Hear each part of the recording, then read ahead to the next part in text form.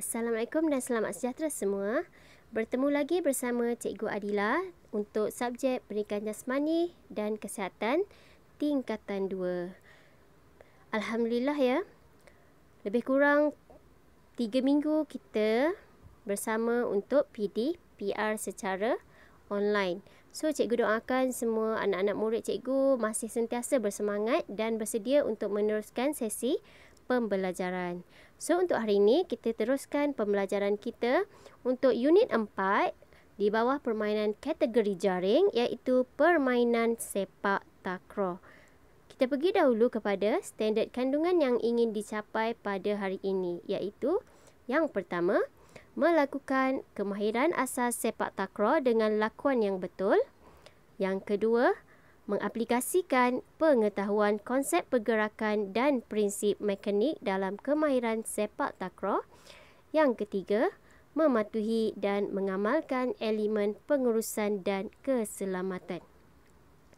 Okey, terdapat dua objektif yang ingin dicapai pada hari ini, iaitu yang pertama, murid dapat menyatakan sekurang-kurangnya 5 kemahiran asas dalam permainan sepak takraw. Yang kedua, murid dapat membezakan fungsi dan lakuan kemahiran servis menggunakan sepak sila dan sepak kuda serta kemahiran menerima bola. Okey, sebelum kita teruskan sesi pembelajaran, jom kita tengok dahulu bagaimana permainan sepak takraw dimainkan di peringkat antarabangsa. Sepak bola. Arsyam tampaknya sangat tegang sekali. 19-18. Indonesia kembali. Sepak bola dilakukan. Ya, keuntungan tentunya. Ya, kali ini kembali. 20-18. Kesalahan demi kesalahan dilakukan oleh dari Malaysia. Game point 20-18. Ya, kita punya kesempatan besar karena sepak bola dilakukan oleh pemain Indonesia, Tio. Ya. Bolanya biasanya tajam dan sulit biasanya ditahan oleh pemain-pemain di seberang jari. Lagi-lagi tadi pemain Malaysia alias Muhammad Aslan sedikit memaksakan melakukan smash. Kita lihat demikian pula dengan pelatih dari Malaysia, Arsyam pun tampak sulit sekali tersenyum saat ini. Sedangkan gemuruh dari supporter yang hadir memberikan dukungan terus. Game point untuk Indonesia 20-18. Sudah lakukan sepak bola dan kita lihat heading yang gagal. Kembali kali ini 21-18. Set pertama untuk Indonesia dan kita berharap bahwa Saiful, Muhammad dan kawan-kawan berhasil meneruskan pertandingan. Satu aplaus dari seluruh Rizal terus memberikan sebuah upaya atau Okey, kita akan terus pergi kepada pengenalan ya. 2 poin saja. Okey, seterusnya mari kita lihat pengenalan kepada permainan sepak takraw. Ia dimainkan oleh 2 pasukan yang dianggotai oleh 3 pemain utama, 2 pemain simpanan, dan dalam permainan bola sepak takraw, sentuhan bola tidak lebih dari 3 kali. Okey, apa kelengkapan permainan sepak takraw? Okey, lihat gambar berikut ya. Yang pertama adalah jersey, yang kedua seluar, yang ketiga stokin, keempat bola takraw dan kelima adalah kasut. Okey, seterusnya mari kita lihat posisi pemain dalam sepak takraw. Yang pertama adalah apit kiri, apit kanan. Ia berada di kanan tekong. Kawal bahagian kanan dan hadapan merupakan killer atau feeder. Tugasnya melambung bola pada tekong untuk servis. Posisi pemain kedua adalah dikenali sebagai apit kiri. Ia berada di kiri tekong. Ia mengawal bahagian kiri dan hadapan, merupakan killer atau feeder. Tugasnya adalah melambung bola pada tekong untuk servis. Posisi ketiga adalah dikenali sebagai tekong. Ia berada di tengah berhampiran bulatan. Ia melakukan sepak mula atau servis. Dia mengawal bahagian tengah atau belakang. Okey, mari kita lihat sikit tentang bola yang digunakan dalam sepak takraw. Okey, cuba lihat gambar. terdapat dua ya material ataupun bahan yang digunakan untuk membuat bola sepak takraw, iaitu jenis bola sintetik dan yang kedua adalah jenis bola rotan. Okey, kemudian kasut yang digunakan flat ya. Cuba tengok kasut tu, dia flat, dia bukan macam kasut sport untuk lari ya, lain ya. Kemudian jaring yang digunakan. Seterusnya kita akan pergi kepada gelanggang ya. Okey, ukuran gelanggang sepak takraw. Cuba lihat gambar ya. Lebarnya 6.1 meter. Panjangnya adalah 13.4 meter. Kemudian ada bulatan di bahagian tengah tu adalah bulatan di mana tekong akan melakukan servis. Okey, seterusnya kita pergi kepada sikit berkaitan sepak takraw. Okey, sepak takraw melibatkan kemahiran servis dan menerima servis, menimang, mengumpan, melibas, menanduk dan mengadang. Okey, namun untuk hari ini kita akan fokus kepada servis serta kemahiran menerima servis sahaja ya. Okey, kini permainan ini telah mengalami pelbagai perubahan dari segi peraturan permainan dan juga boleh dimainkan oleh golongan wanita. Okey, mari kita mulakan dengan kemahiran yang pertama, iaitu kemahiran servis sepak. Okey, servis sepak, servis dalam sepak takraw ada dua ya, iaitu servis sepak sila dan servis sepak kuda. So mari kita lihat servis sepak sila dahulu ya. Okey, bagi memulakan permainan, bola mesti diservis oleh tekong ke dalam petak gelanggang lawan. Terdapat dua jenis servis dalam permainan sepak takraw, iaitu servis sepak sila dan servis sepak kuda. Apa perbezaannya? Ialah okey, dari segi bahagian kaki yang digunakan semasa melakukan servis. Bagi sepak sila, menggunakan bahagian dalam kaki, sementara sepak kuda menggunakan bahagian kekura kaki. Okey, bahagian mana bahagian dalam tu? Okey, cuba tengok gambar. Okey, cuba tengok gambar ni. Okey, bahagian dalam kaki tu adalah bahagian sisi kaki sebelah dalam. Okey. Manakala bahagian kura kaki adalah bahagian atas kaki tu. Kaki awak, tapak kaki bawah kan? Okey, kura kaki adalah berlawanan dengan tapak kaki tu. Okey. Okey, ini gambar, cuba tengok gambar bagaimana perlakuan sepak sila dilakukan. Servis sepak sila dilakukan ya. Okey, gambar pertama, berdiri dalam keadaan bersedia. Mestilah kebiasaannya kaki yang belah kiri kalau kamu tangan belah kaki kanan dominan untuk melakukan servis. So kaki kiri ke depan sikit, bukaan seluas bahu. Okey. Kemudian yang kedua adalah fokus pada bola. Yang ketiga, kontak bola menggunakan bahagian dalam kaki.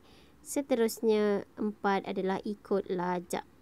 Okey, nanti tak apa, kalau tak faham bahagian gambar, kita akan pergi kepada video bagaimana lakuan sepak sila dilakukan. Okey, bagi permulaan beginner, memang sepak sila ni lah kita akan gunakan ya. Sebab ianya lebih mudah dilakukan. Okey, lihat gambar dahulu ya. Okey, di sini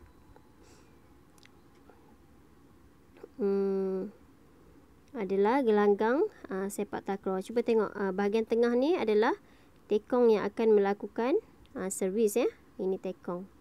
Kemudian ada apit, dua apit ni. Okey, seterusnya kita akan pergi kepada video sepak sila dilakukan.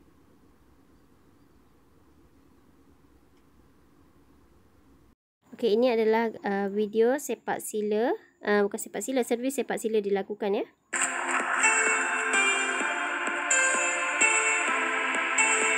Okey, apit akan melambungkan bola dan tekong akan melakukan servis. Kita ulang semula ya.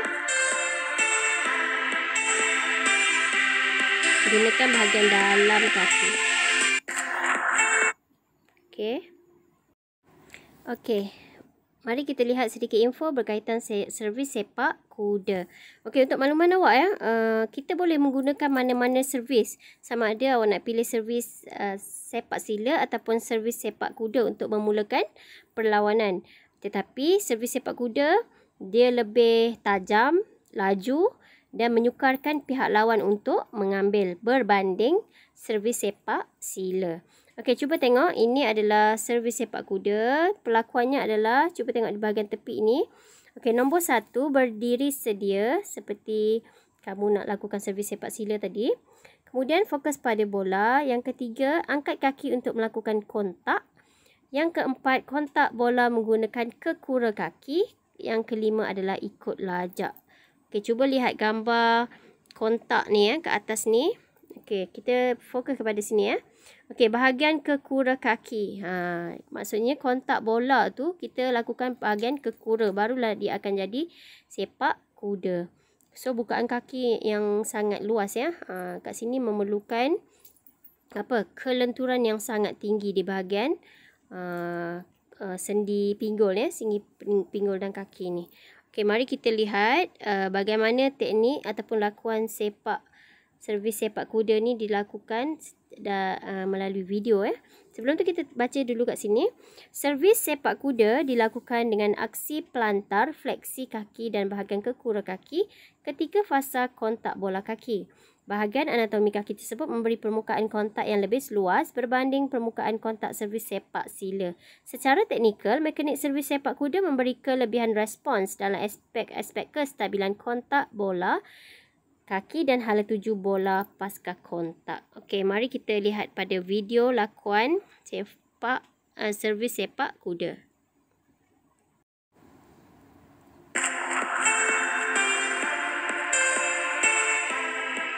Okey.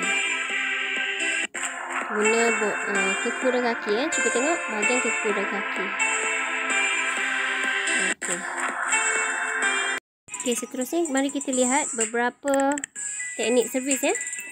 Terutamanya servis sepak kuda dilakukan semasa perlawanan sebenar.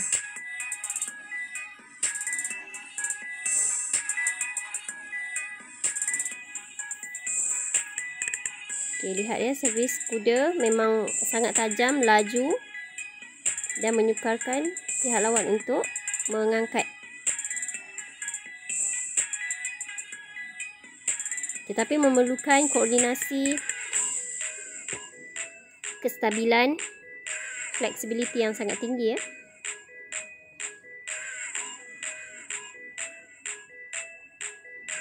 Okey, cuba tengok kontak bola tu di bahagian kekura kaki. Kebanyakannya memang tak boleh diangkat lah.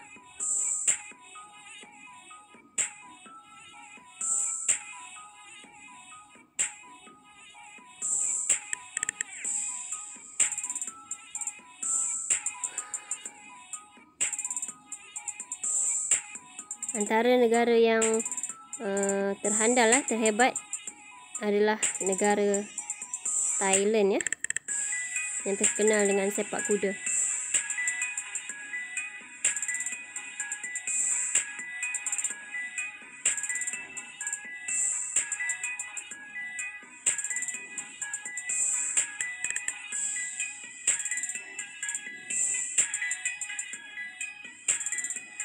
Okey, so apabila servis, kita perlu menerima servis tersebut. So bagaimana nak menerima, menggunakan kemahiran apa? Sebelum ni kita dah belajar kan, untuk memulakan perlawanan kita memulakan dengan kemahiran servis menggunakan sepak sila ataupun sepak kuda. So untuk menerimanya, untuk menerima servis, apa kemahiran yang kita lakukan? Iaitu kemahiran menerima servis, menerima bola, iaitu terdapat beberapa. Jom kita lihat apa kemahiran tersebut. Okey, seterusnya ya, kita lihat bagaimana kemahiran menerima servis ya. Okey, terdapat 3 kemahiran menerima servis dalam sepak takraw, iaitu menerima servis menggunakan bahagian kaki, yang kedua menggunakan bahagian peha dan yang ketiga adalah menggunakan kepala.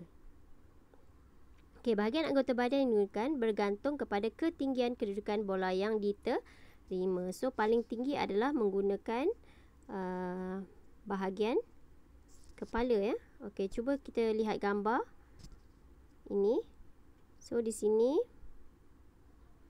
okey, gambar yang pertama bawah ni adalah gambar kemahiran menggunakan kepala. Okey. Kemudian gambar kedua adalah menggunakan peha. Seterusnya menggunakan kaki. Okey. So bagaimana kemahiran ini hendak dilakukan? Kita lihat video ini ya.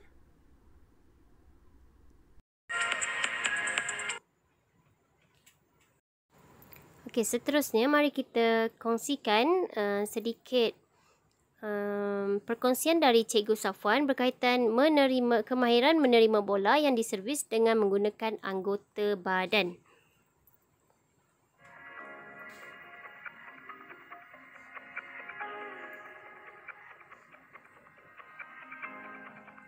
Okey, selepas tekong tim A melakukan servis, tim B perlu menerima bola servis itu menggunakan anggota badan kecuali bahagian tangan.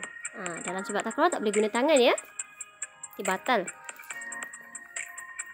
Okey, yang kedua, tim B lawan perlu memastikan bola yang diservis tidak jatuh ke lantai dan diterima balik dengan baik oleh pemain anggota tim B yang lain bagi mengelakkan tim A mendapat mata. Maksudnya awak akan pas bola kepada rakan kamu dahulu ya.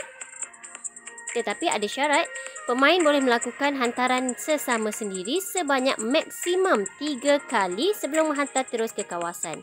Okey, cuba tengok gambar rajah di bawah. 1, 2, okey. Pemain pertama tim B akan ambil bola, servis, kemudian hantar kepada rakan. Kemudian hantar kepada rakan yang ketiga, kemudian akan hantar ke sebelah. Okey, lihat pergerakannya, arah bola.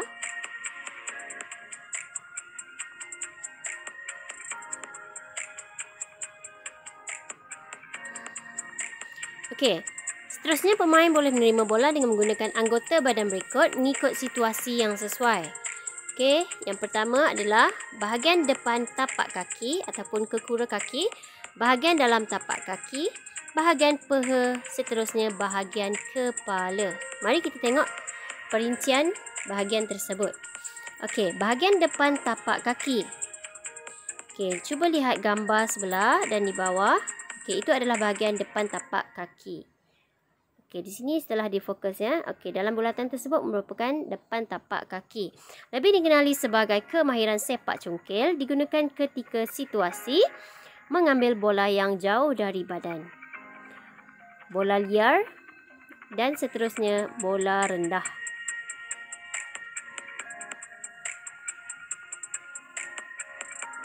Okey, bahagian dalam tapak kaki pula.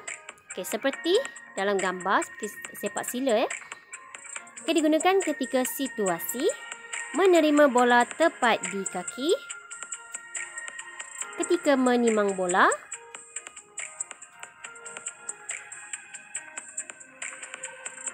mengumpan bola ke depan.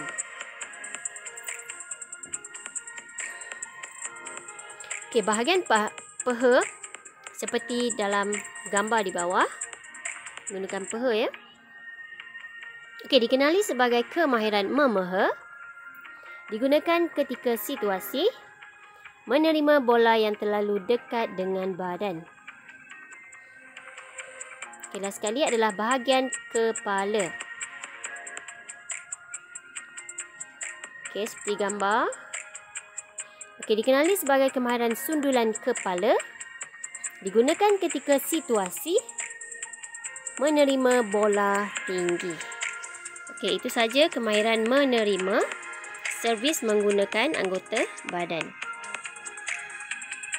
Okey, setakat itu saja PDPR kita pada hari ini. So, kita dah dapat cover iaitu objektif pertama, kenal pasti kemahiran asas dalam sepak takraw. So, ingat balik ya, kemahiran asas apa yang kita dah belajar hari ini adalah kemahiran servis dan menerima servis. Okey, kemahiran lain menimang, dan kemahiran lain kita akan pelajari pada minggu hadapan. Kemudian membezakan fungsi dan lakuan kemahiran servis menggunakan sepak sila dan sepak kuda. Seterusnya, mengenal pasti atau membezakan fungsi kemahiran menerima bola menggunakan kaki dalam dan kekura kaki, kemudian menggunakan peha serta menggunakan kepala. So, saya harap semuanya dapat memahaminya. So, selepas ini untuk pengukuhan, kita akan jawab soalan kuis, kemudian kita akan buat nota dalam bentuk peta I think. Kemudian seterusnya kita akan mengisi borang kehadiran ya. So, diharapkan semua dapat menyelesaikan tugas yang diberi. Itu saja untuk hari ini. Jumpa lagi. Assalamualaikum warahmatullahi wabarakatuh.